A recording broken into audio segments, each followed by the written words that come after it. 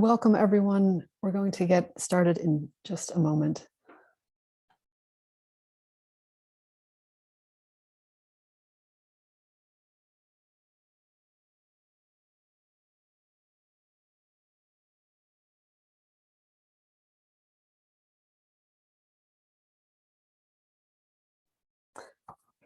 Welcome, everyone, to this evening's roundtable. My name is Christine DeLucia. I'm a faculty member at Williams College, and I would like to begin this evening with a land acknowledgement of the Indigenous homelands where Williams College is located. We respectfully acknowledge that Williams College stands on the ancestral homelands of the Stockbridge-Munsee Mohicans, who are the indigenous peoples of this region, now called Williamstown. Following tremendous hardship, after being forced from their valued homelands, they continued as a sovereign tribal nation in Wisconsin, which is where they reside today. We pay honor and respect to their ancestors past and present as we commit to building a more inclusive and equitable space for all. Welcome to our session this evening. We're so glad to see people here, and I would like to turn this over to my colleague, Professor Joy James, for some opening remarks. Thanks, Christine. Welcome everyone to the roundtable. We're very committed and excited to join this gathering. It comes from over a year of work with the Just Futures Mellon Grant that's led by Brown University, partnership with Mystic Seaport Museum, Williams Mystic, and of course, Williams College. We're grateful for the support for the Oakley Center, the Office of Institutional Diversity, Equity, and Inclusion, as well as Pathways for Inclusive Excellence. The concept of entwined actually came from a meeting that we were able to have with Akeia de Barros Gomes, who is a curator, senior curator at Mystic Seaport Museum. And in that conversation, we were inspired to think about ways in which we converge in each other's desires for ethics, for pristine environments, for social justice. And so hence we have borrowed and tried to contribute to the concept of entwined and for concepts. Today, spiritualities, next month in March, security, in April, sovereignties, and finally in May, in freedoms. And I turn it back to my colleague, Christine, and also Tom and Ngoni, Tom Van Winkle and Ngoni Monemo are central to this endeavor. Thank you all. Thank you, Joy. And panelists, if we all want to turn cameras on, feel welcome to do that. We'll do introductions in just a minute. So also echoing gratitude for everyone being here this evening and the many different people who have supported this roundtable coming together. It's been a lot of work behind the scenes, and we really want to recognize that. The topic of this evening's roundtable is spirituality, and we have invited 4 participants to reflect on what this means to them, how it shapes their work, their experiences, in whatever forms they find most meaningful to share out this evening. As we think about multiple forms of knowledge, about systems of value and belonging, sites of power, resistance, critique, and creativity, and approaches to relationality, we are mindful of the ongoing and complex ties among the past, present, and future. And I think we may hear reflections that intersect with this in many different ways, as well as go off in a number of directions. Before I introduce our presenters, I wanted to offer a few quick notes about how this session will run. I think many of us are very familiar with Zoom, but if you're like me, still learning things about how these platforms work. So this is being run as a webinar, and we are recording it and hope to make the recording available afterwards as a resource for folks to share out on our project website. We will open with some short remarks from each participant, followed by dialogue, as well as questions from attendees. And we truly warmly welcome everyone in attendance to put comments and questions in the Q&A box, which you can find at the bottom of your Zoom screen. If you would like to correspond with the project team after this event, comments, questions, we also welcome your emails. And Michelle will drop into the chat the email address that you can reach us at. Also, if you wish to enable the live transcript, there's a button at the bottom of your screen. Click on live transcript. It can be a really helpful form of assistance. We also want to recognize that it is not 100% accurate, and so bear with us as that attempts transcription. It is an honor to introduce the members of this roundtable. They each bring deep experience in community-based work, scholarship, activism, education, and much more. I will keep introductions very brief here to maximize time for conversation and exchange, and I invite you to follow the links on the poster for this program that has been circulated to read their individual biographies and learn more about the wide range of projects as well as social commitments in which they are each involved. Dr. Akeia de Barros Gomes is Senior Curator of Maritime Social Histories at Mystic Seaport Museum. She's a former college faculty member and a scholar of African American experiences and cultural landscapes in and well beyond Newport, Rhode Island. Our second presenter will be Dr. Whitney Battle-Baptiste, Professor of Anthropology at the University of Massachusetts Amherst, author of Black Feminist Archaeology, and a leading voice about the life, places, and legacies of W.E.B. Du Bois. Our third presenter is Leah Hopkins, a citizen of the Narragansett Indian tribe and the community engagement specialist at the Haffenreffer Museum of Anthropology at Brown University. She has worked with many tribal and regional organizations on museum practice and education around Indigenous issues.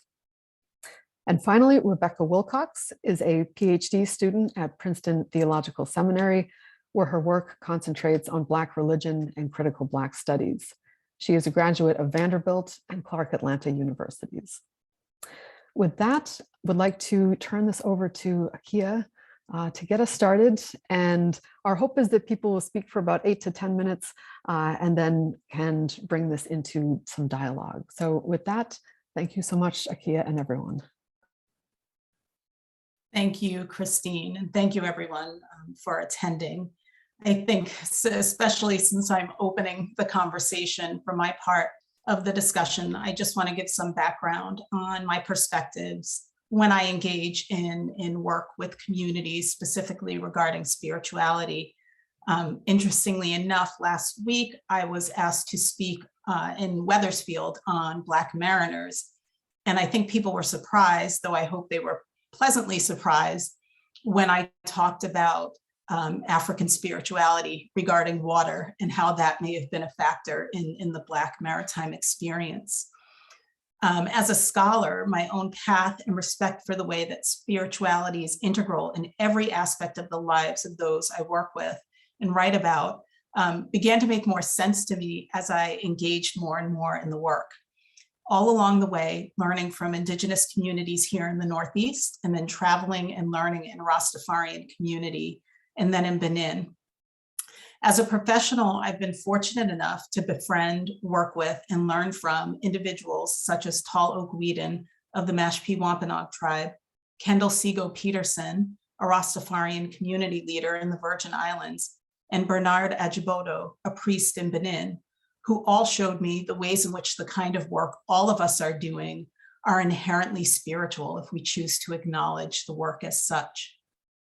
And this is why I've always found it difficult to theorize or rationalize spiritual belief, myth, rituals, and practices through a Western lens, even as an anthropologist. Most often you just can't.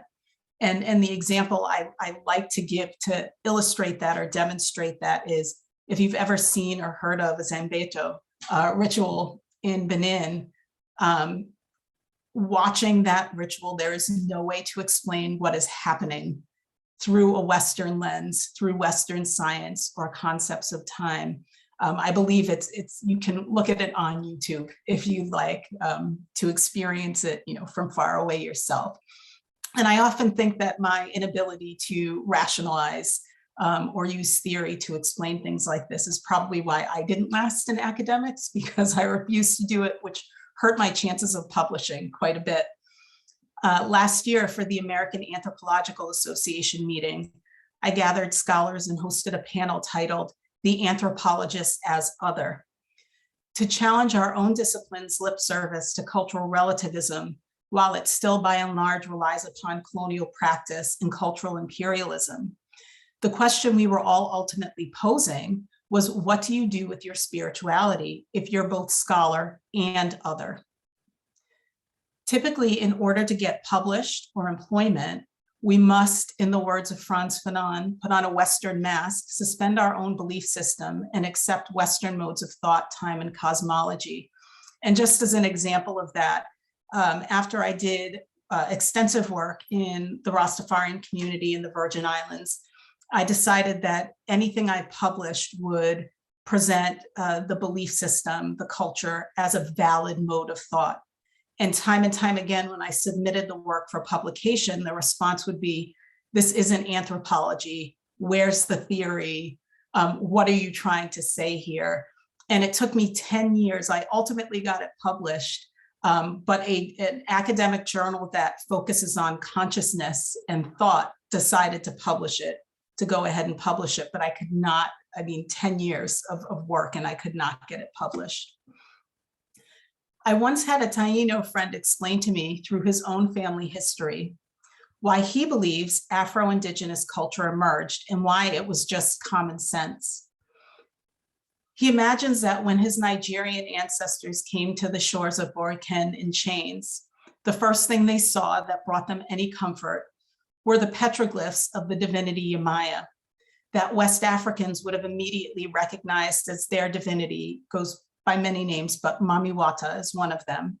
And they knew they had encountered brethren and sistren.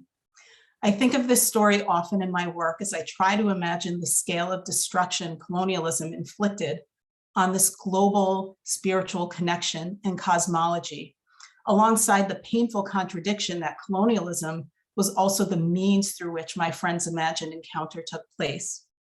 Similarly, my work with Rastafarian communities highlighted a similar narrative when I first engaged with the community and discussed how my scholarship highlights the Hindu spiritual roots of Rasta belief and practice. And although this was not a concept they had ever heard in this particular community, one of them immediately said, "You're right, even though you don't know why you're right." Well, yes, they are, and by they, Hindus, they are from the cradle too, meaning Ethiopia, Egypt, Sudan. Some of us went west and some went east.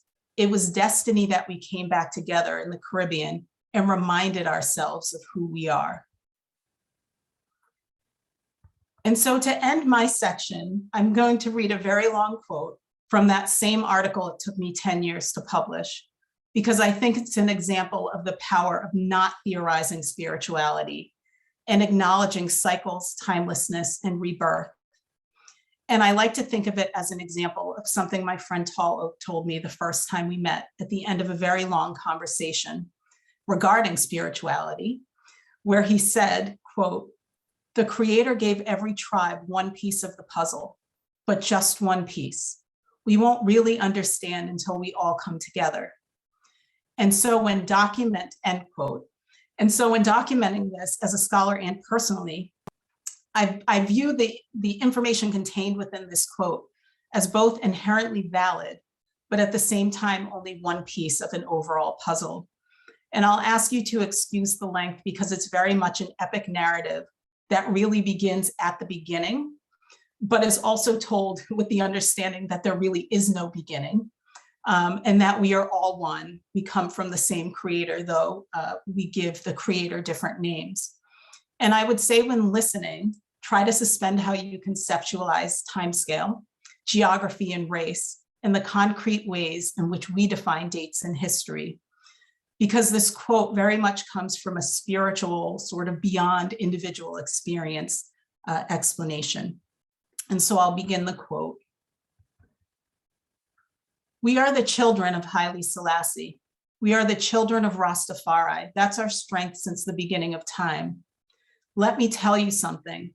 Before we civilized the Ganges and called ourselves Krishna, and before we civilized the Yangtze and called ourselves Buddha, which is the same Judah or Yehuda, the creator, before these things, we civilized the Nile River. We smoked the chalice with the herb. That is the oldest culture. Everything else is a necessity. This is a spiritual luxury. You know the Dogon, they call them pygmies. They have one of the oldest cultures, and they smoke the herb before anybody. You see, all of the empires were created by we. You go to Asia, you go to the Amazon River, and we civilize it. That's why you find pyramids all over the equator, because we Nubian, Kushite, Ethiopian Black men civilized it and charted it and documented it. If we could cross the Sea of Dryness, then we could cross the Atlantic Ocean. And we mount 200 ships and journey across and came to the mouth of a great river. We saw the fresh water flowing into the sea and we followed it. And we built cities of water and the pyramids on the mountainside. We moved mountains. We actually moved mountains and built them higher. We took the swamps and made highways of gardens. We never left the equator.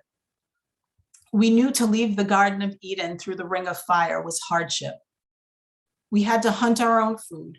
We had to hunt for shelter. And we have to hunt for clothing. But we stayed on the equator because we know it was provided for we. We know that the whole equator is the Garden of Eden. The reason we did that, Rasta ain't nothing new. We exceed in such intelligence. We learn what the white man has learned the hard way, that technology should only be used for the caretaker of the earth. If it's used for the pleasure of man, it will destroy us. The wise man is the man who stays in the jungle and smokes the herb. That was Noah, who knew the flood was going to come.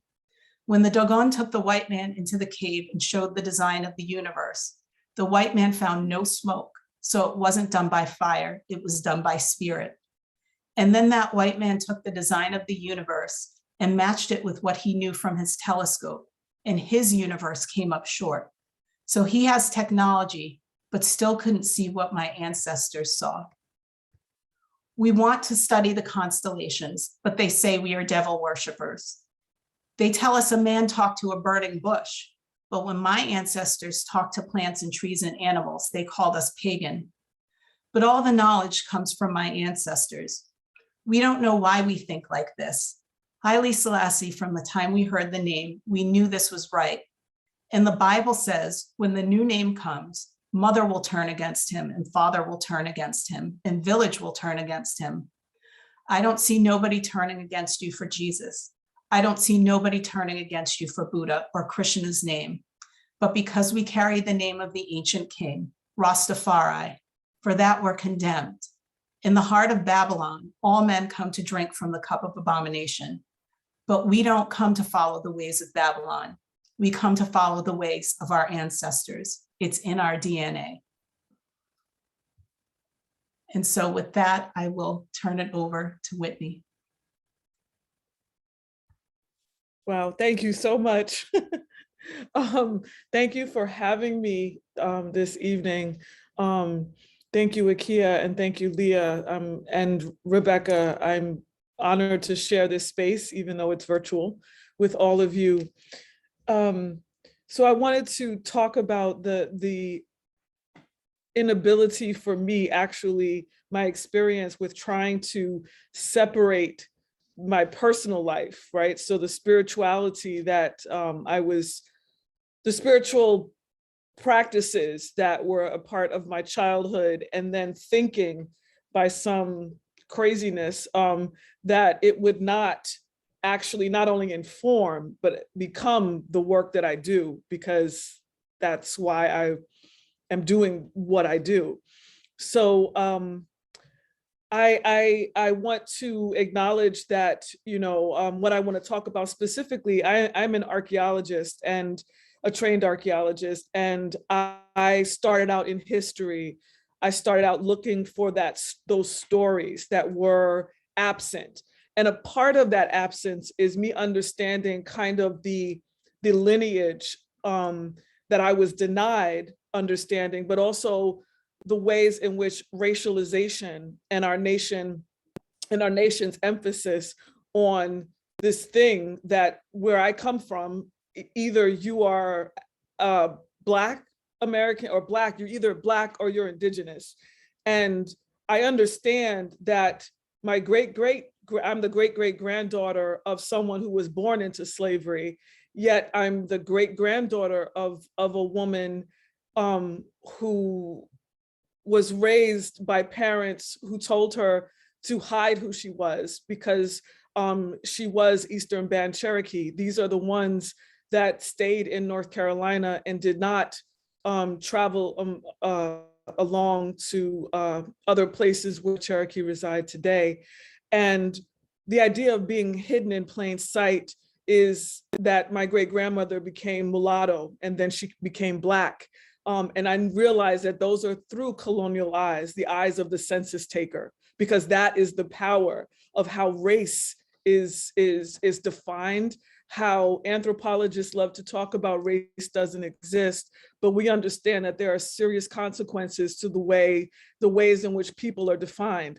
And there's so much of what I don't know about my great-grandmother that she never talked about. And it wasn't something, she was discouraged from talking about her indigeneity. And I am a granddaughter of the Great Migration. So my grandmother went from North Carolina and settled in the Bronx, New York. And therefore I am the daughter of a mother who grew up in the South Bronx. And I'm of the generation that, you know, shaped the whole culture we call hip hop today, right? So that's kind of my lineage, and understanding that in between all of those identities that I have, the truth is that I am actually, I grew up in an African traditional religious community, meaning I grew up from a young child, not Christian, not Catholic, not Christian, not Muslim, but from a group of folks who stemmed from Black nationalism in New York City. And so we consider ourselves Yoruba Lukumi. And in that, my mother was initiated, I am initiated, my children are all initiated. So we have 3 generations of this practice and these practices. And so there's this idea of egun, right? It is this idea of our ancestors. So when we eat egun eats, when we have problems and we have troubles, we go to our ancestors because we understand that they are a part of our living lives today. But in that, as an archaeologist touching material things, I don't have a problem with talking about the things that I hear, the things that I feel, the things that I know. And being told that that wasn't archaeological was something that I feel like if I didn't consult my ancestors, I don't think I would have made it in this field. And I pushed and I pushed, and somehow I'm still around. So for me, trying to separate, right, what my good friend Courtney Morris calls egun work, right, or what my friend Christine Sharp calls wake work, right? It is the work that helps me to become whole again and to not separate myself by the colonized ideals of what race is or what archaeology is, or the fact that archaeology is only about the artifact. The artifact is the beginning of the conversation, how a community interacts with that piece of material, how this idea of the tangible is an extension of that egun work. It's an extension of who we are as people. And as growing up with a household that had altars and symbols of the Orisha that we consult on a daily basis, in that I understood the power of material. I understood the power of materialism, and the objects are not often just objects. And also, when things are buried, sometimes they should stay buried because they were buried and put there for a reason. So as an archaeologist, I feel like that's a little bit of it was a controversial way to think about archaeology. But if we also know that archaeology and the digging up of the earth is not sustainable, and I think and I believe that we have enough on shelves that A, need to be returned to where their homes are, and B, we have enough to study for the next century. So we don't necessarily have to continue to dig. And that idea of the connection between material and people and spiritualism and all of that for me is something that I eventually began to understand, that I did not have to separate. I did not have to compartmentalize, and that I could talk about the kinds of feelings that I had as I'm walking on certain spaces and certain terrains. Because if I define myself by the geography of the mothers that came before me, I need to understand how my understanding of the world fits into the geographies of the past, of folks I will never know, or folks that even if I learn their names, I don't necessarily know exactly what their lives were like. But for me, it is about that connection with the human being, and the idea that the past, as Saidiya Hartman would say, the past is not quite past, right? It is, there are residuals that we're living with. The fact that I am still searching for my great-grandmother's family and trying to understand what it was to be an Eastern Band Cherokee blended and integrated into, a town in Eastern North Carolina, or Central East North Carolina, and then trying to figure out why it's so hard to find my people. Why is it so hard to connect the dots? And it reminds me that for all of us, we need to understand the collective, and we need to understand how we are entwined. And each of us, as we share and as we incorporate our spirituality, our practices, our beliefs, and the things that we call intuition or thinking, that's probably your ancestors kind of, giving you some direction, like maybe not that, but maybe this. And if you open your ears and you open your eyes to your spirituality and the idea of practice, and the idea that not just practicing it to get it right, but practicing is a process, right? The process of understanding the connections between all peoples, and especially peoples that occupied these lands way before colonization hit, and understanding the connections of people torn from their homes and then put in a collective, and they weren't stripped of their beliefs, they weren't stripped of their minds, they may have been stripped of their names, but what is created is a part of who we are now in this moment. We understand the consequences have always been to separate. The consequences have always been to say, you have to be an individual in the academy. As an anthropologist, you must study other. And as Akeia alluded to, what happens when you are the other? What happens when you begin to read, as Margaret Mead would say, and all of these complications. I just am so excited about the ability to vocalize and talk about the fact that I am no longer, I don't think I ever was, but I am no longer afraid to combine these worlds, because they aren't separate. They are part of who I am. And if I am a scholar of the past and captivity, then it would not be wise for me to ignore the connectivity and the ways in which colonization has attempted to separate us. So, and our multiple selves. So I will stop there and pass to Leah.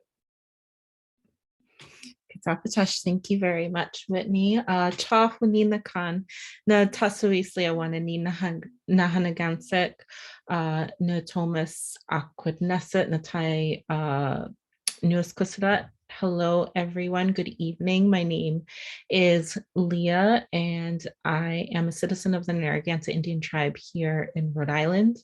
I'm also the community engagement specialist here at the Haffenreffer Museum of Anthropology. I've worked in museums for well over 10 years. I've worked with and in multiple tribal communities here in Southern New England, and I'm very happy to be here tonight. I just want to take some time to thank and really appreciate the opportunity to sit alongside these amazing women and scholars and speakers. I am just very excited to be here and listen and learn from you all. So thank you.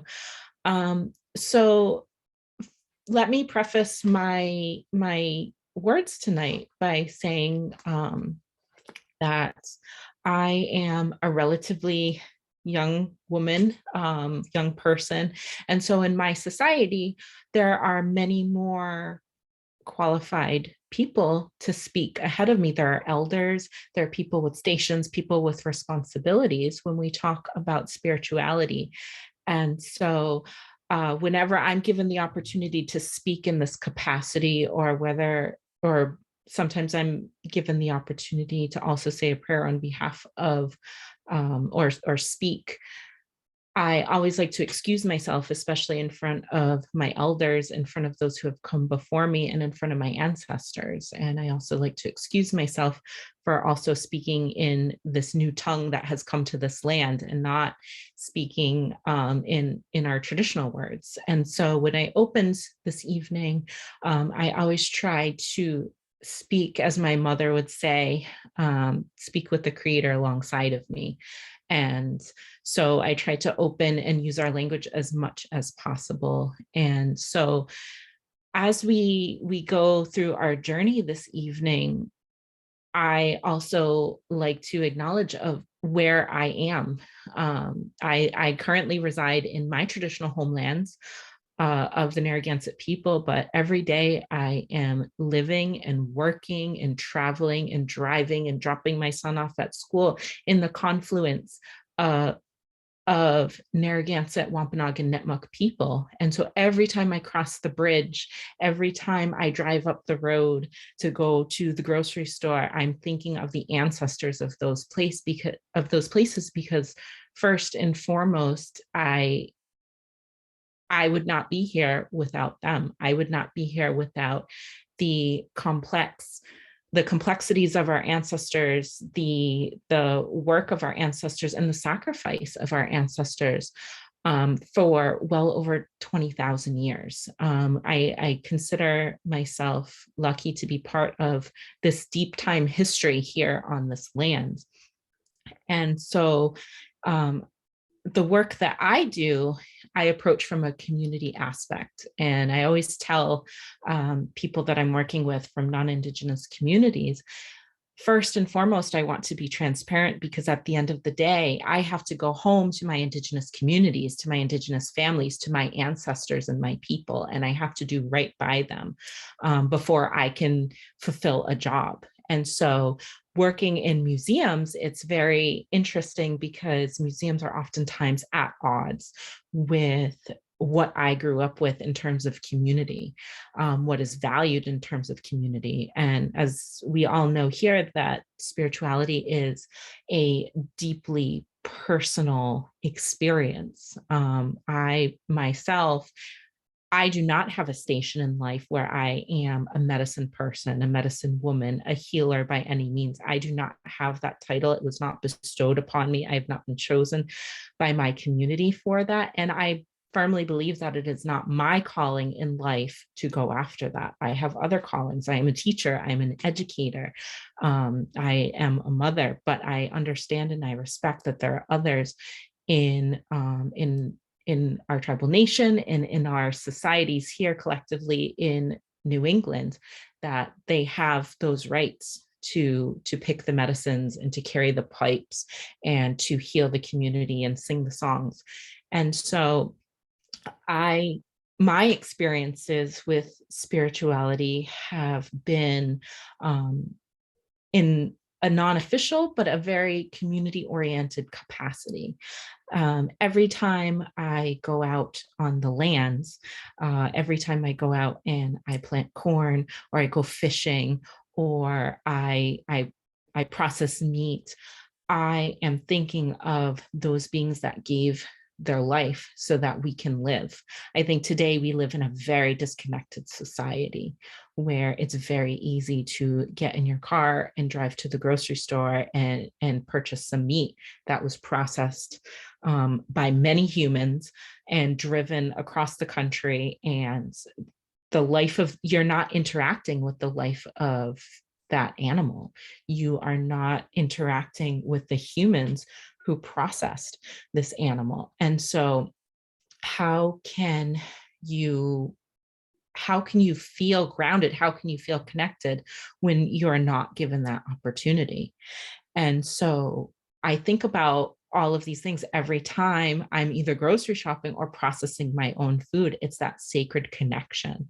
And this goes beyond just food, but this goes into being able to walk and be in my homelands and actually feel my ancestors around me. For over 20,000 years, we have been living and breathing and eating and feasting and living and having children and getting married and meeting people and making friends and dying and being interred in this land all over the place. And so the connection that I feel is very, very strong. And living in this Western, this colonized mindset and society that is really interested in compartmentalizing and separating and disorienting your connection to your family, to your ancestors, to creation, and to community, it can absolutely be wearing.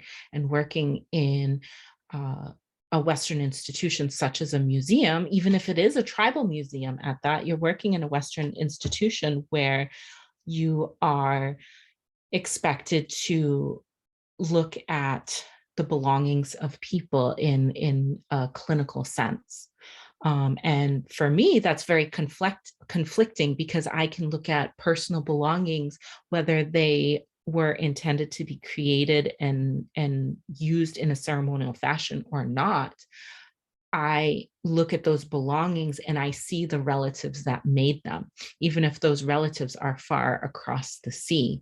And so when the kind of hearkening back to what Whitney said, when I work with these materials, I have that connection. I'm inherently connected to the materials that my ancestors and surrounding ancestors have made. But I cannot approach this in a very clinical way.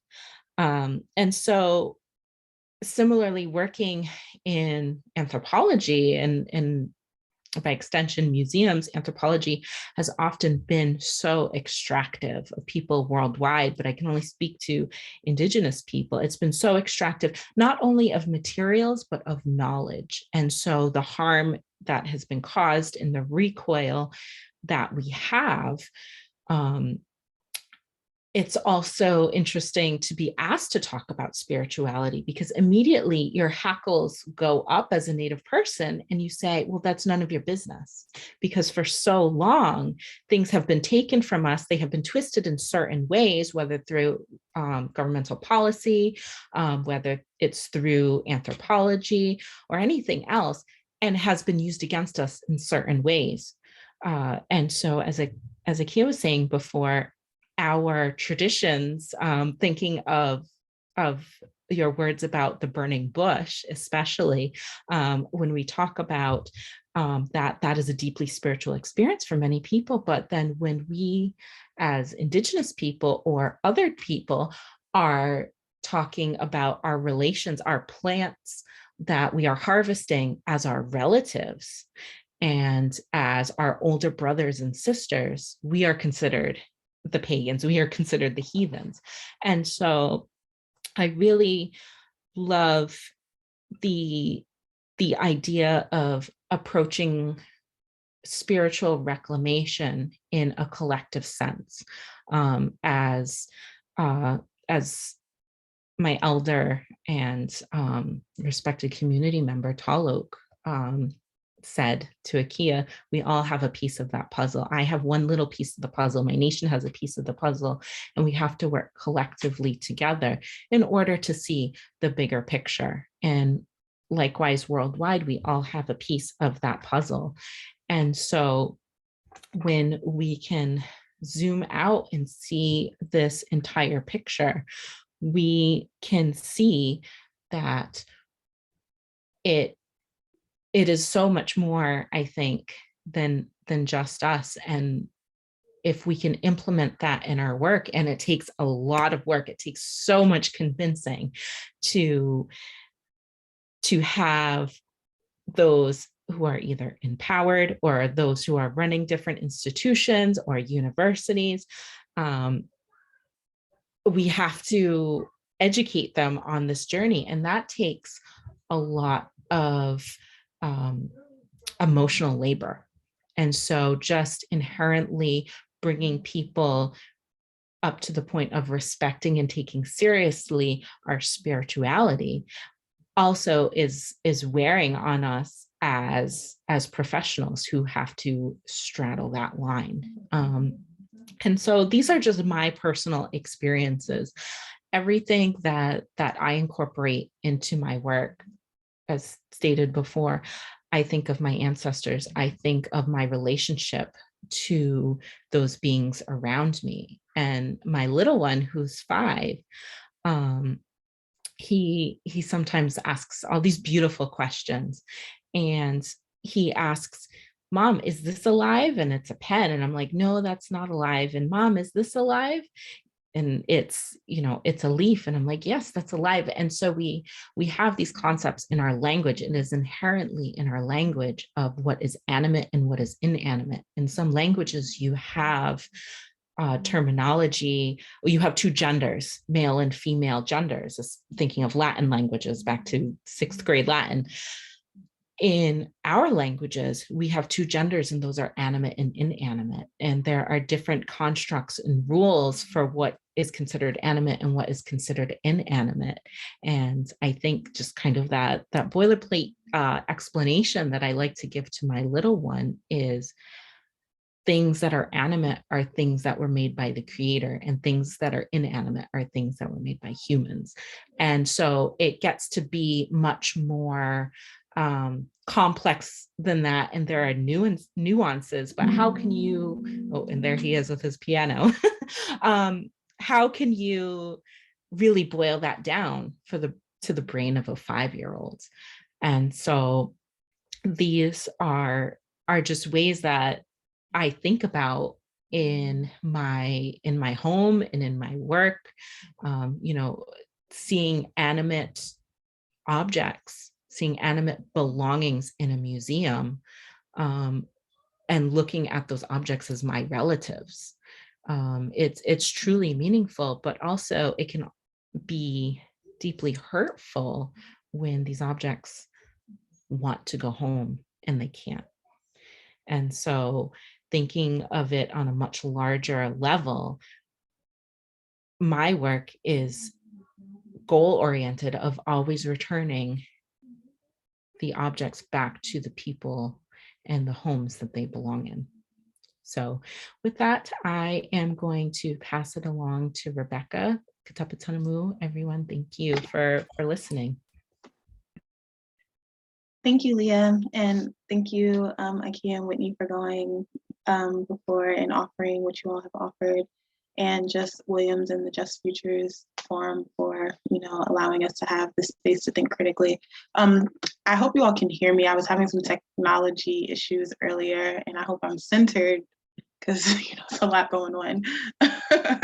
But I really appreciate the sentiments that you all offered, because it kind of it gives me a place to enter. I was a little nervous, but it runs with this ongoing theme about what is to be recovered, what is to be discovered, what is to be returned, and also like this idea of like an inner self that has to come into fruition in order for us to, know anything about what our purposes are or things of that nature.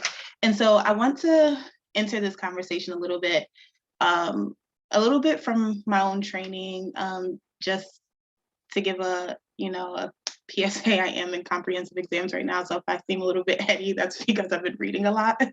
But also, I want to enter this space from like just the own questions that shape my work, but also from this moment in this space that we're sharing of deep struggle together to learn and to just try to figure these things out. So I want to think of a religious experience through the logics of who would be the founder of Black religion, Charles Long. But I want to qualify it first, because I know a lot of times there are people who are saying religion and spirituality are different, right? There's a distinction between the two. And so I want to clarify that my collapsing of spirituality and religious is not due to me not understanding the distinction between the organized functions of religion and you know, the very machinations of violence that it causes, but also to think with Charles Long about his distinction between a religious experience and a theological one, right? And what he says about theology is basically that it is too transparent to capture the experiences of Blackness, right? That Blackness is a particular, and just specifying me as someone who thinks Blackness, right? He's contextualizing this to say that for a religious experience for Charles Long is about how we understand, how we make sense of ourselves in relationship to the world, right? How we are oriented in relationship to the world. And that's very different from a theological understanding of trying to interpret the things that we experience, the suffering that we may, you know, travel through, the ways of knowing the world through these theological, what he would name Christian type frameworks. And I'm specifying Christianity as like this kind of Western modality that has over-determined the logics of spiritual practices, and as well as the forces of imperial violence. And so in thinking of a religious experience as how we make sense of ourselves in relationship to the world, or a spiritual formation as how we make sense of ourselves in relationship to the world, I also want to think with Long on his notion of opacity, because he says a religious experience is about oneself in relationship to the world, which is something that everyone who has access to an experience can account for. But a Black religious experience is about this concept of opacity. And opacity is this idea of like a non-transparency, right? It's something that cannot be interpreted it's the limits of what can be said about the experience, the limits of what we can know about one's own self, the limits of what we can know about one's past, one's future, and one's current. And so in thinking about that, I want to kind of think of opacity within the logics of what you all have shared as something that is to be searched for, something that constantly puts us in a position of longing, searching, discovering the things that have been lost under the colonial and anti-Black violence of the Western modern New World. And in thinking of those logics, I want to think of Blackness as that position that is always in search of those things that have been lost, that is always in search of those things that are to be returned, and what that the inherent inquisition of that search may mean for people. How can I put this? May mean for people who are having a hard time retrieving it, right? And so when we're doing work around the land, when we're doing work around our own religious formations, our communities, our histories, our genealogies, and our lineages, I do want to think specifically with the concept of racial slavery as one that Saidiya Hartman names to be of complete loss, and not only complete loss, but one that does not have a actual return, one that is constantly stuck in this kind of ambiguity of silence, right? One that cannot make coherent the things that have been before us or after us. It's just this constant place of silence, this constant place of loss, and also this constant place of desire to discover all of those things that have been lost. And in thinking of that as a spiritual formation rather, the questions that and these are really just questions that I've been thinking through, the questions that I've been wondering is whether or not that the very desire for a return, or a very desire for a search to become or to belong to something, kind of is the structure of the antagonism that we experience through the modalities of violence. And so how to understand that is basically like, if we are promised something and that something has been stolen or taken from us, but we know we use these spiritual technologies as a way to access those things that have been stolen and taken from us, is the impossibility of that return the structure of these antagonisms? And I think that that's an important place to talk about, to start the conversations about spirituality, because we have to determine if spirituality is about a discovery, a search, or a becoming process of the self, or if spirituality has some type of teleological aim, which is to say a promise or an end of a liberatory freedom modality that in many of our, struggles seem to be an impossibility. And not that it is an impossibility, but it seems to be an impossibility in the midst of the struggle. And so I want to think of this logic of opacity that Long presents with us as one that, unlike Long would say, is a nexus of possibility, is the source for where what can't be made transparent is grounds for us to think of the futures, think of the possibilities for it. I want to think of opacity as actually the site of violence, because nothing can be said of it, because of the limits of what can be said of it, because of the incapacity to return or to belong into a space that doesn't actually claim a genealogy, that we can actually claim as a definite genealogy. Rather, does that search and discovery process create the grounds by which we are antagonized and struggling to have a spiritual experience?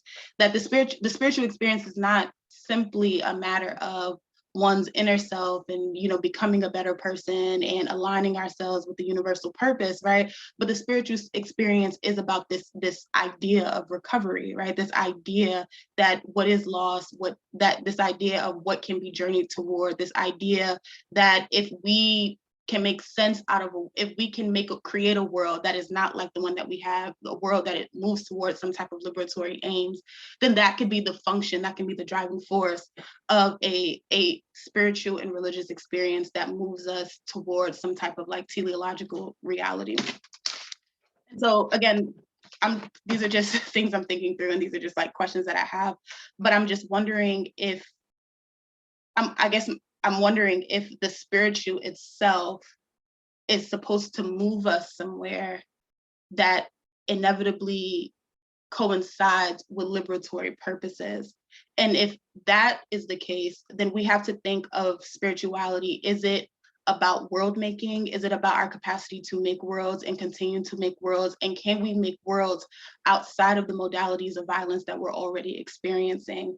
And I think those are questions about thinking about how do we connect this idea of the material world with a type of like transcendence, a transcendence of this material world.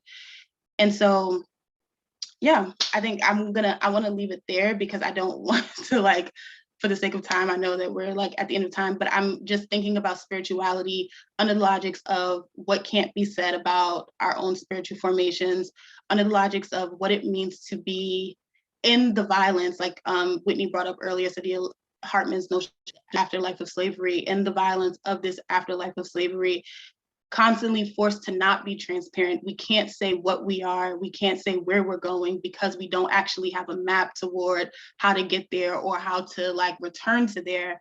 But there is this type of lack of transparency that comes with a spiritual formation, and that's demanded by a spiritual formation. It's a lack of transparency. We're supposed to be contingent upon faith, contingent upon a desire to move. And I don't mean faith in the traditional sense, but I mean faith in the sense of like moving toward the unknown, right? This idea of silence, the not knowing of where we're going, that long places in archaic silence is something that, you know, is behind us, but also in the present. It has a temporal aspect to it, but it actually cannot be made clear to us. It cannot be made transparent to us. And so the very act of trying to define it is where we limit the possibilities for what it can be.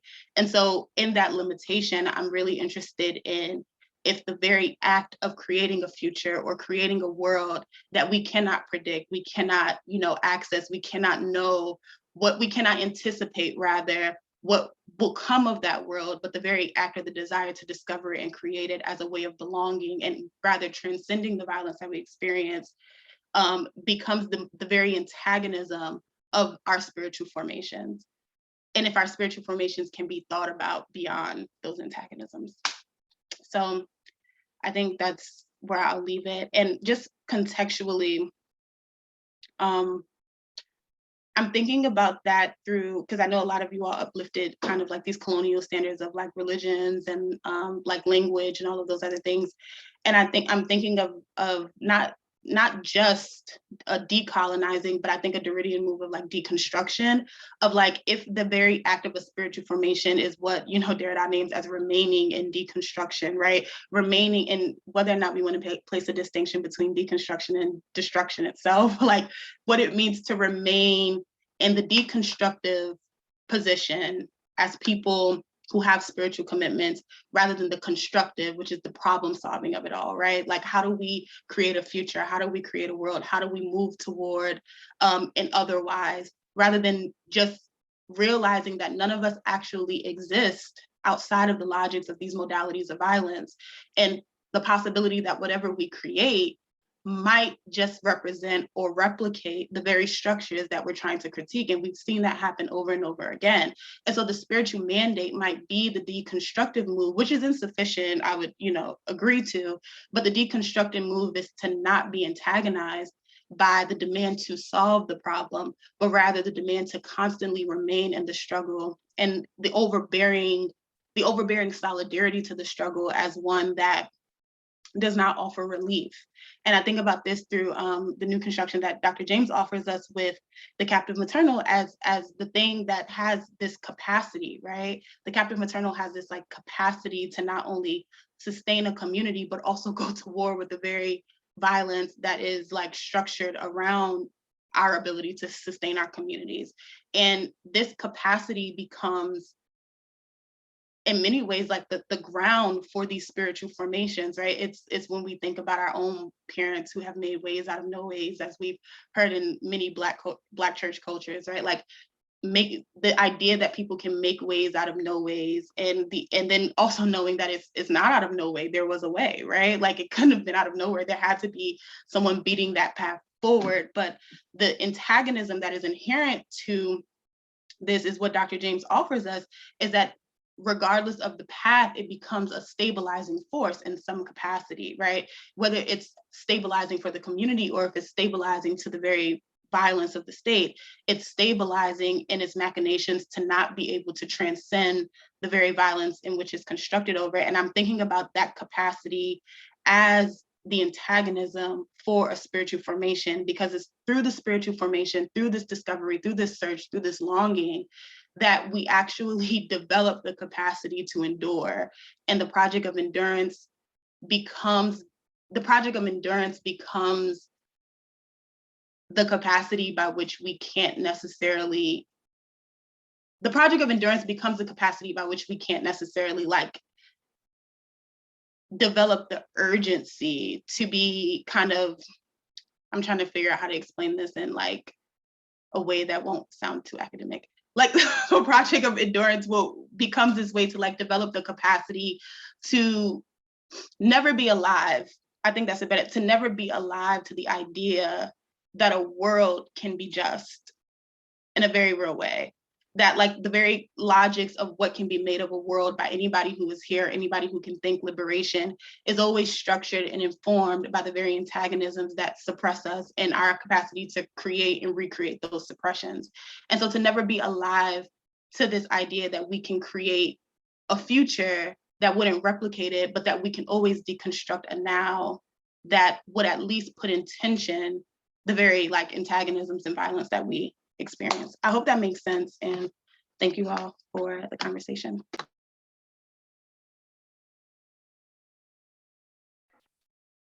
So very glad to open up some space for our presenters to talk amongst themselves. If there are things that were just brought out here that you wanted to pick up on, and also to invite people in attendance to put any questions or comments they might have down in the Q&A box, please feel welcome.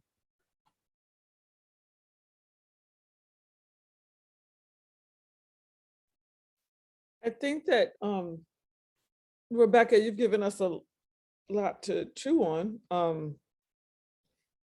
I also think that this idea of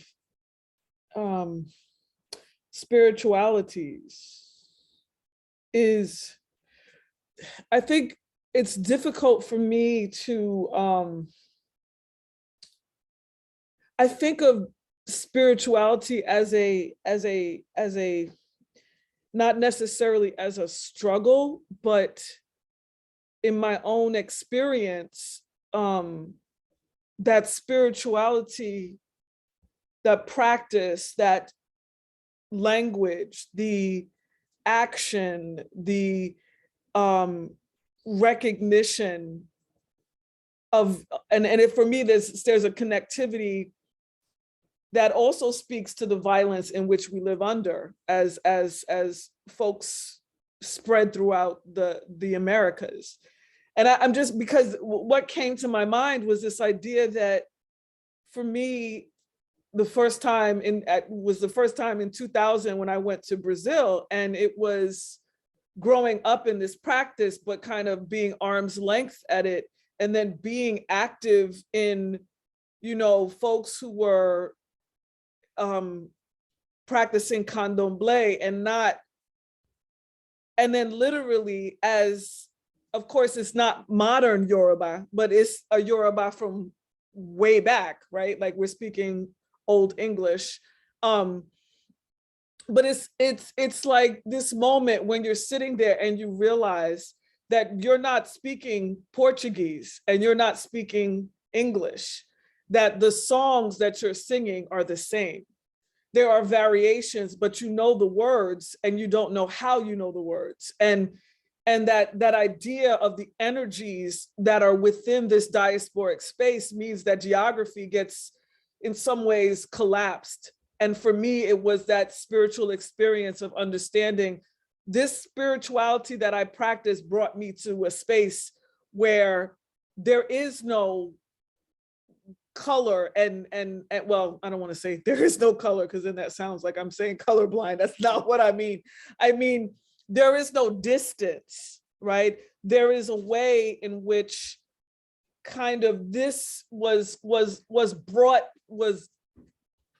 held onto when folks came across the ocean. And yet at the same time, the ocean, in many ways, the people that didn't make it, in some ways, held us up, held those ships up to get us to the Americas in order to engage in a different kind of spirituality.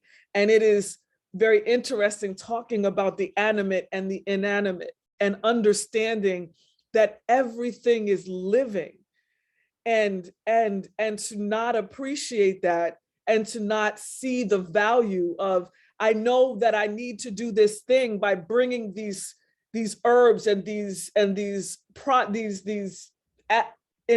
adamant objects together in order to create something to help with a sickness or to help with spiritual malaise, or just to make you feel closer to home. And you can't find those specific things that were from your home.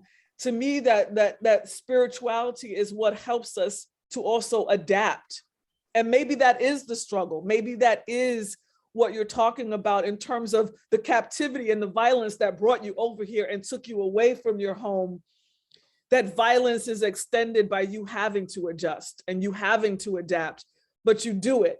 So I don't know if I'm making sense, but I'm just saying that connectivity, that the journey, right? Every step of that journey, without having to get into numbers and how many we lost, because that idea of losing is a colonial mindset, because no one is lost. No one is gone. We have just been disconnected by understanding how to name them, how to call them out, because we name people after those who have died, not because of any type of worship, but because we understand that connection, calling their name keeps them alive, but also understanding that even though you don't know names, you are giving uplift to a spiritual, to your ancestors through a spiritual lens that's not necessarily understood in a formal religious context.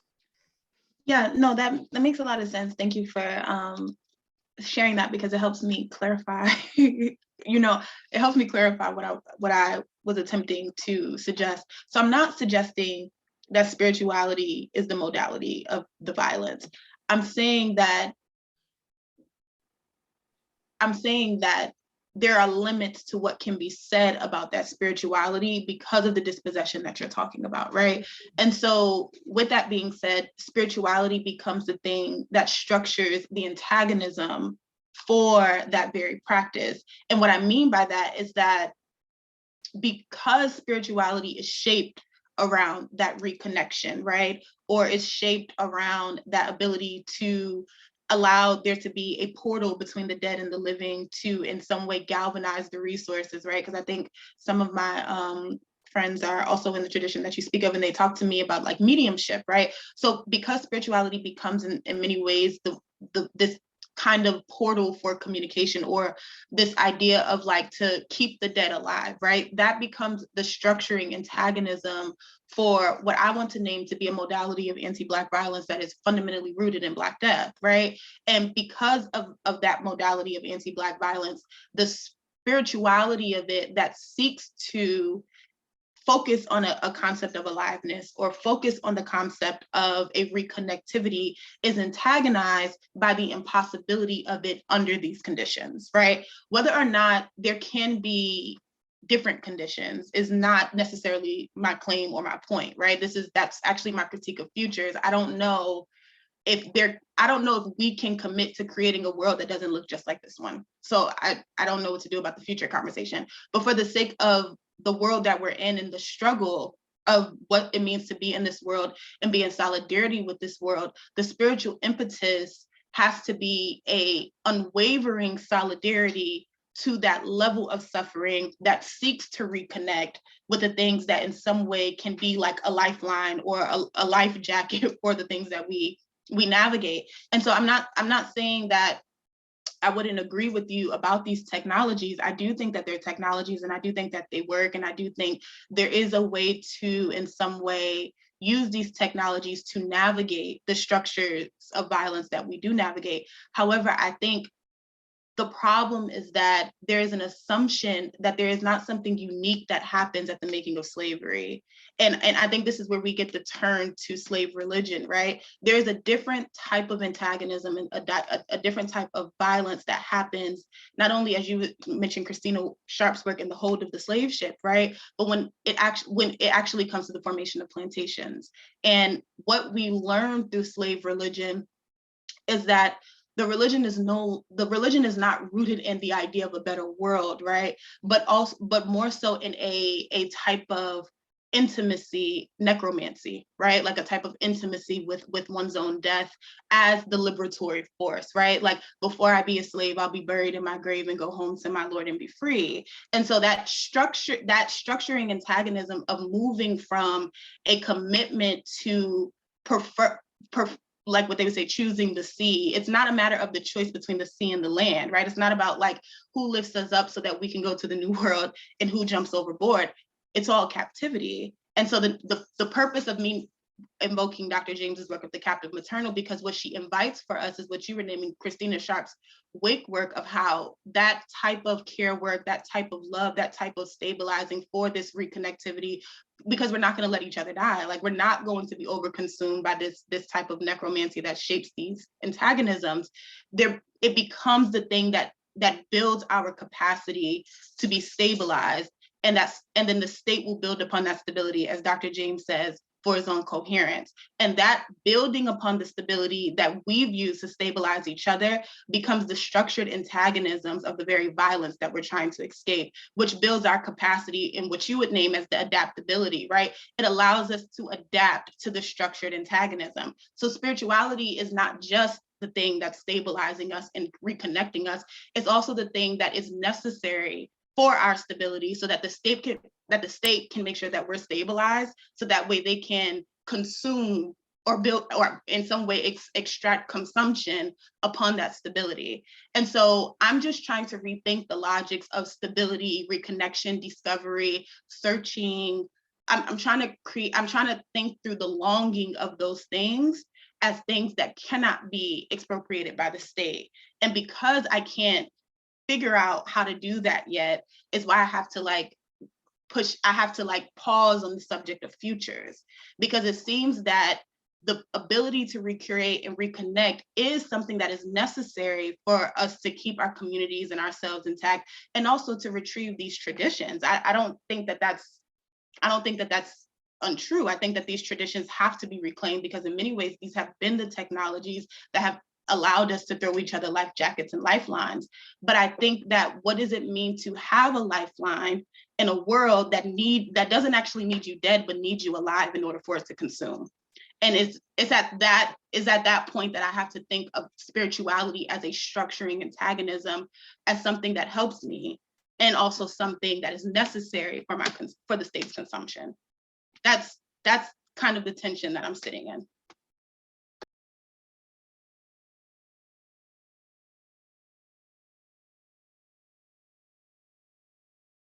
If I could pick up on kind of the tensions, right, that you're describing here, because I think everyone was speaking to tensions in different ways, especially regarding, some of the keywords I have down here about academia, particularly extractive, disconnecting, alienating, compartmentalized, right? All of these ways in which the professional work is undermining these other forms of relations.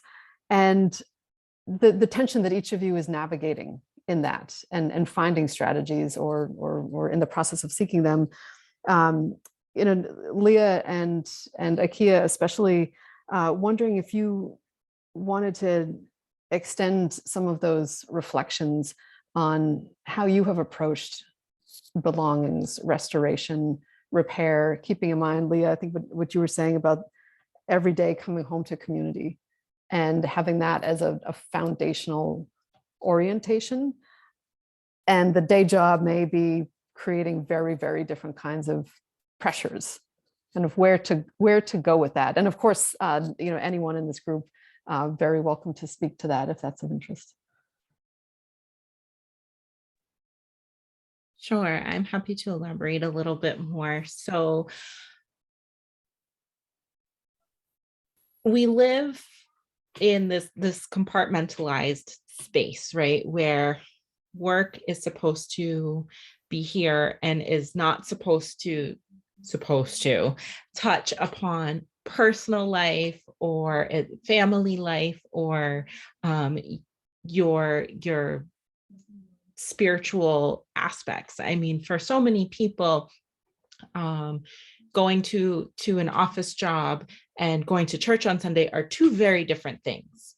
They are two very different events.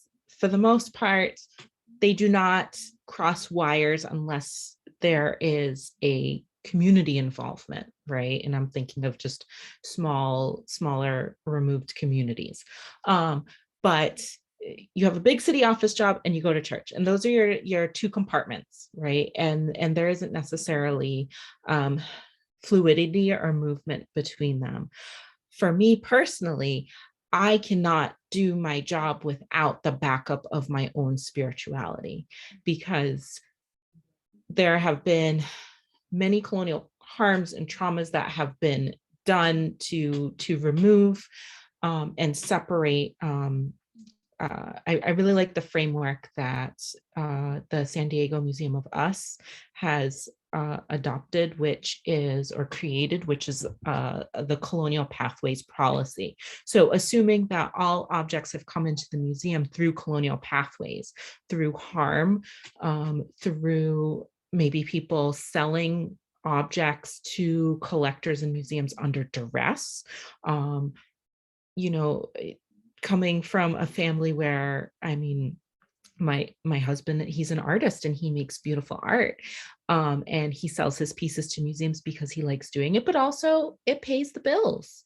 That technically is a colonial pathway, because it's supporting our system and our structure to keep the lights on, to pay for the internet, to pay for food in this capitalistic society, where prior to Europeans coming to our shores, we didn't have to do those types of things. And so those are being thrust upon us. And in a museum setting, I see all objects that are coming into our spaces in some form of colonial pathway. They're not necessarily objects that are being back out and made and used in the community. And this is not to talk or knock down any, especially contemporary artists who want to have their work in museums. I just recognize that there are roads that lead into museums tend to be colonial in some particular way, and mostly stem from violence in some manner. A way that I personally deal with that is through my own spirituality and my own connection, whether it's to the objects, or there have been times where working in different museums, I've come across objects that either don't sit right with me, or they are objects that have caused harm to other human beings.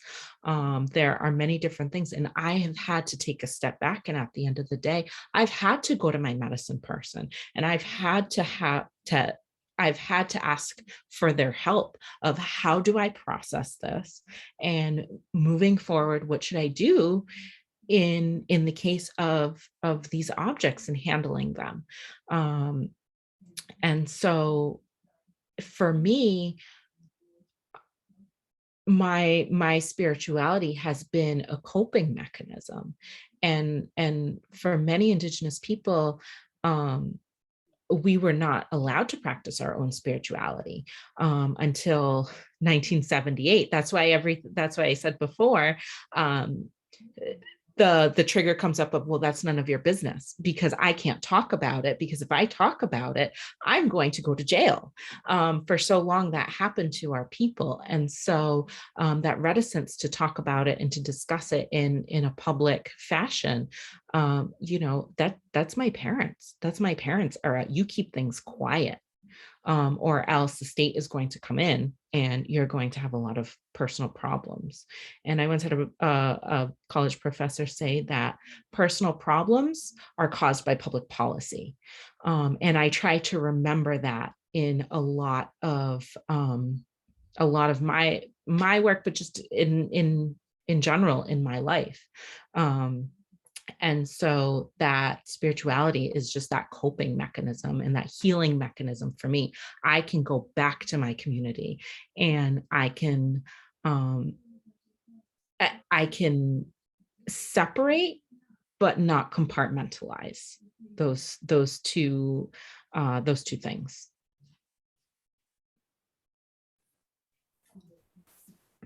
I think for me, it was sort of a cop-out earlier when I said that's why I didn't make it in academics. I think I knew that wasn't the place for me. And I have to say,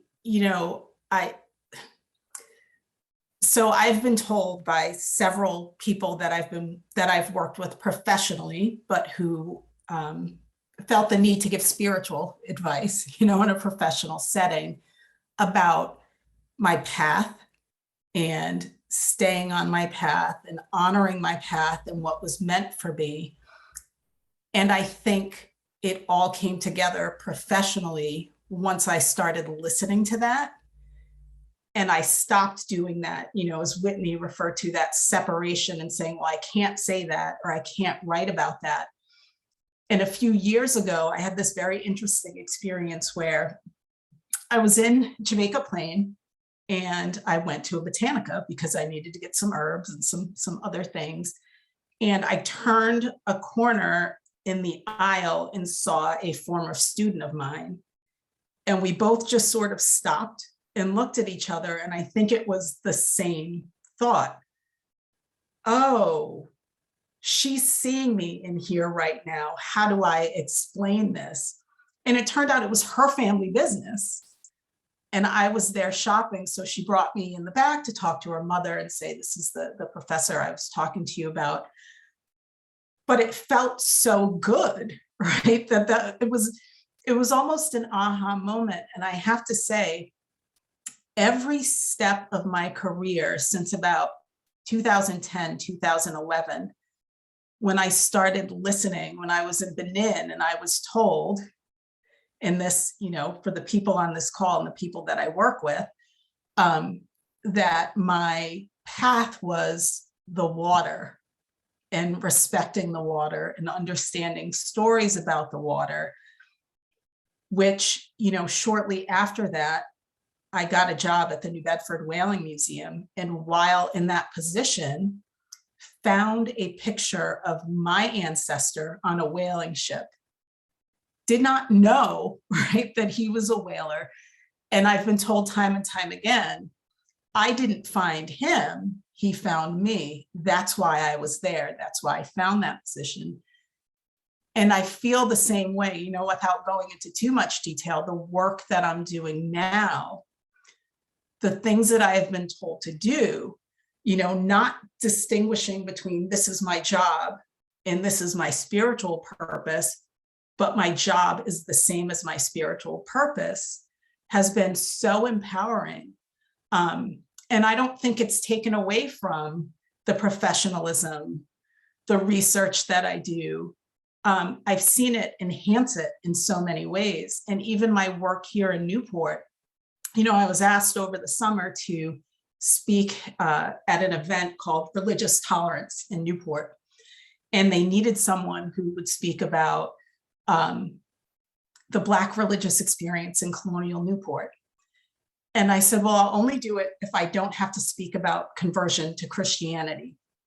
Because in the oldest house in Newport, under attic floorboards, in Kissy Bundle was discovered.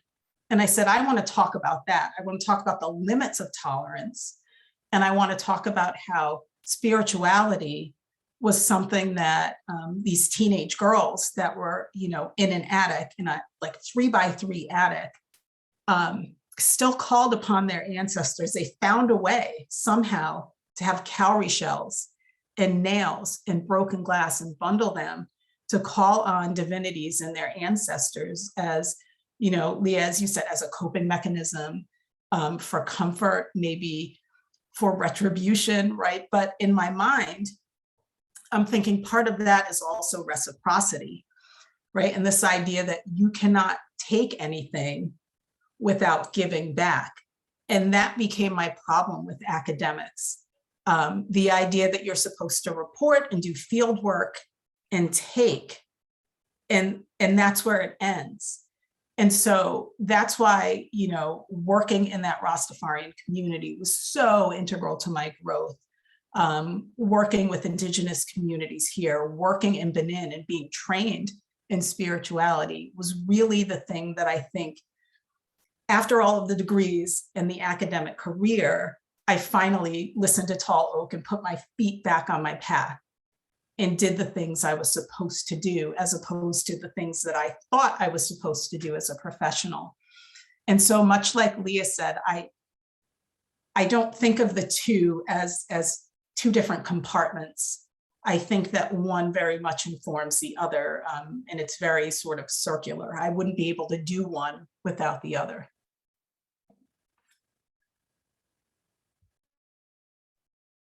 We are nearing the end of time, but did want to offer space if there are some, I won't say concluding, but some additional thoughts for folks here tonight before we head off for other things.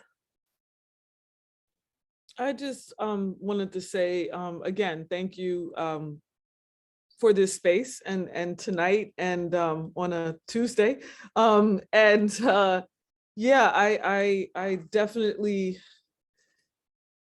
want to say that you know, that separating and how things inform, and it's so integral to archaeology about taking from the land and not giving anything back. It's not something that I actually could do. And so it's this weird moment where you're putting something down, whether it's tobacco, whether it's alcohol, and then, you know, my white colleagues are looking at me like, what are you doing? And I'm like, do you want to know what's going on here? Or do you just want this to not come to fruition? And or you all can do what you need to do, but I need to actually give something because I'm taking something away. And I understand that for me, it was important for my dissertation, right, that I connected with descendants of that particular, you know, Jackson's plantation, which my family was not happy about me working on. But it's that idea of that reciprocity And being able to write about that meant that my work was accessible to people who understood that type of spiritual connection and reciprocity. So I just think I think that we are in a moment, and I know Rebecca not want to talk, not really actually thinking, you're working where you're working, and futures is off there. For me, that is one little bit of future that I think about, that reciprocity as a continuation of things unseen and that we don't need to explain and or write about sometimes. No, thank you for that. I mean, can you hear me? Because I know my technology went on again. Okay. No, I agree. I think for me, I'm just thinking with spirituality as capacity. That's all. So it's like, what needs to be interrogated about capacity and the very practice of endurance itself that we get from these technologies, that is not just about our own individual care and our own individual transformations, right? But is actually about how through these technologies of care, through these technologies of love, through these technologies of connection, right? We are building the capacity to, in many ways, we're building our own capacity to not actually shift. Like it's not an actual shift from the very structure that builds upon the capacity that we have. And so thinking spirituality as a function of capacity, and it's not just spirituality, it's all the technologies that we use, right? All the resistance that we use to, in very ways, not only for our own self-transformation, but for our communities and for our own commitments to liberatory work. It's not necessarily just a critique of futures, it's like, as if there's not going to be a future, right? But it's an interrogation of if that future has the capacity to not look like now. And that might just be a critique about how you all have been talking about compartmentalization, about how we think of time, as you invoked in the space earlier through Saidiya Hartman's notion of like the afterlife of slavery. It's not actually a transition from the past to the present to the future. It's about time itself being a reenactment of how the structures of violence are able to mutate and how we're able to build our capacity through these mutations to function or have some type of livability in the heart of the violence. And I'm interested in interrogating the ways that we build the capacity to do that. Thank you so much. One quick question for Akeia, and then I promise we'll wrap up. A question about the citation, the name or the source of the first reading you shared. I don't know if the person will be able to answer this, but I'm assuming it's the final long quote that I read. Is that your reading of the question, Christine? I don't have any more, many more context on that, but. Well, I will answer it assuming that that's the question. And I'll try to be brief. I went down to the Virgin Islands first as an archaeologist, and then got very interested in the community's concept of what was going on in this archaeological site and why they were resistant to it. And I was told one thing by the contractor, but it turned out not to be the community's ultimate concern. And so I went to this speech and just was so enamored with the community that I dropped my anthropology hat and put on dropped my archaeology hat and put on the anthropology hat and decided to start doing field work within a Rastafarian community. And after a couple of years, I was finally, I guess, assumed to be a trustworthy enough person that I was told that I was going to meet one friend, and it turned out, little by little, other men were coming into the circle of conversation. And I realized once the conversation was going that I was actually invited into a reasoning session, but I wasn't told ahead of time. And what I thought was pretty amazing about that is usually women have their own reasoning sessions and the men's reasoning sessions are separate. But because I was an academic and because I had the power to share the knowledge globally, they thought that it was important that they reason with me. And, you know, in their words, taught me how to be a reasonable person. And so there was a 2-hour conversation where we talked about Bible verses and we talked about colonialism. And eventually I took pieces of that conversation to publish something called Narratives of Transfer, Dependence, and Resistance. And this is the same article that I had that it took me 10 years to publish, because I flipped the script and I decided to use the Rastafarian perspective as a way to theorize and critique colonialism, as opposed to using colonial methods and academics to critique Rasta thought and wisdom. And so that quote is actually at the end of the article, where I am just, you know, documenting Rasta thoughts on US colonialism in the Virgin Islands. And it was actually the end of the conversation. And I felt like it was almost a, you know, the person saying, look, we've gone through this 2-hour conversation. Let me summarize it for you. And that was the summary of everything we had discussed over that 2 hours. So it is published, though it's under my former last name, Benard, Benard. But yes, it's from a published article, and it's from that fieldwork in the Rasta community. Thank you so much, Akeia. And thank you again tremendously to everyone here for taking us in these important directions. Wish we could be here all night, but did want to just say briefly that the next roundtable in this series is going to be on March 15th on the topic of security. And so would invite folks back for that conversation. Wishing you well this evening, and thank you for spending some time together this evening.